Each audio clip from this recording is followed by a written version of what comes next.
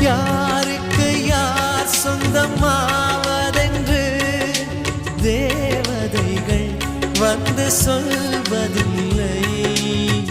விதி என்ற காட்டிலே திசை மாறும் வாழ்க்கையே, போகிற போக்கில் பாதைகள் கண்டு வீடு.